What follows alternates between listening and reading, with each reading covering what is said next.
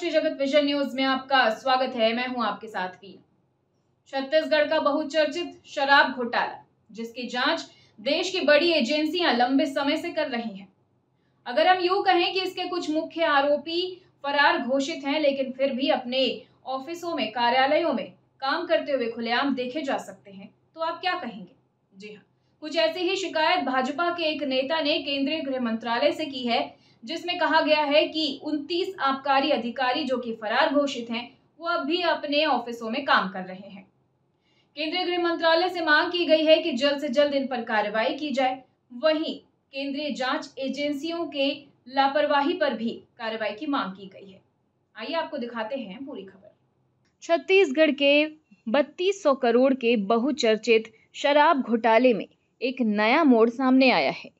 एक शिकायत के अनुसार इस महाघोटाले में शामिल 29 आबकारी अधिकारियों पर कार्रवाई नहीं हो रही है। आरोप है कि ये सभी अधिकारी फरार घोषित होने के बावजूद मंत्रालय और विभागों में खुलेआम घूम रहे हैं। भाजपा नेता ने इस मामले में केंद्रीय गृह मंत्री अमित शाह को पत्र लिखकर इन अधिकारियों को तुरंत गिरफ्तार करने और जांच में लापरवाही बरतने वाले एसीबी ईओडब्ल्यू के प्रमुख अमरेश मिश्रा को हटाने की मांग की है। शिकायत में कहा गया है कि यह घोटाला पूर्व मुख्यमंत्री भूपेश बघेल के कार्यकाल में हुआ था। आरोप है कि एसीबी ईओडब्ल्यू की जांच में लापरवाही बरती जा रही है, जिससे मुख्य साजिशकर्ता भूपेश बघेल को बचाया जा रहा है। हाल ही में इस मामले में चार्जशीट भी दायर की गई है, लेकिन उसमें 29 आबकारी अधिकारियों को गिरफ्तार नहीं किया गया। इन अधिकारियों में 22 सेवारत और 7 सेवानिवृत्त हैं, जो घोटाले के मुख्य अपराधी बताए जा रहे हैं। शिकायतकर्ता ने बताया कि छत्तीसगढ़ उच्च न्यायालय ने भी इस मामले में जांच एजेंसी पर गंभीर सवाल उठाए थे।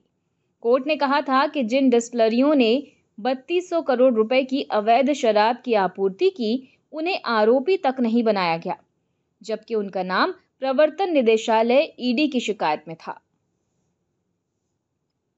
आरोप है कि नकली होलोग्राम का उपयोग करके सरकारी दुकानों से नकली शराब बेची गई, जिसमें इन आबकारी अधिकारियों की सीधी मिलीभगत थी। उन्होंने डिस्टिलरी मालिकों, बोतल आपूर्तिकर्ताओं और नकली होलोग्राम एजेंसियों के साथ मिलकर इस बड़े घोटाले को अंजाम दिया। इसके अलावा शिकायत में एक और चौंकाने वाला खुलासा किया गया है कि विदेशी शराब निर्माताओं से रिश्वत लेने के लिए आबकारी विभाग ने FL10A लाइसेंस योजना चलाई थी। ये लाइसेंस विशेष रूप से अनवर ढेबर के करीबी 3 फर्मों को दिया गया था।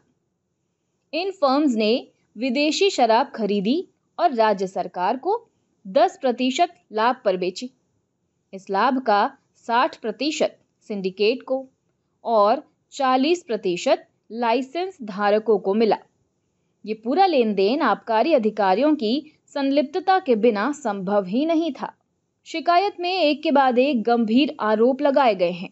शिकायतकर्ता ने बताया कि एसीबी के अभियोजक सिद्धार्थ ने अदालत में आरोपियों के पक्ष में दलीलें दी। उन्होंने कहा कि चूंकि आरोपी जांच में सहयोग कर रहे हैं, इसलिए उन्हें जमानत मिलनी चाहिए। शिकायतकर्ता ने इसे अभियोजन पक्ष के कर्तव्य का उल्लंघन बताया।